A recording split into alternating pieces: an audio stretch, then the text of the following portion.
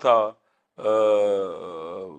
میرے ساتھ what's app پہ بھی رابطہ ہوا تھا، میرے بعض دوستوں سے بھی رابطہ ہوا تھا فزیکلی.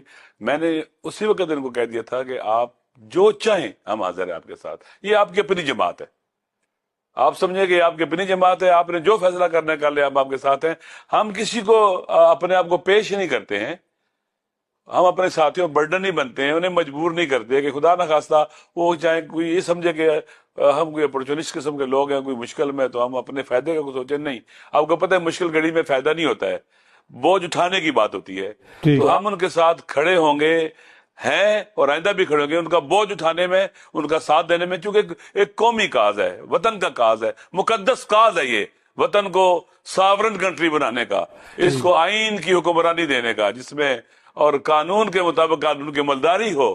پاکستان ڈیزرو کرتا ہے، 25-26 کروڑ کے عوام کا ملک، ایٹمی ملک ڈیزرو کرتا ہے.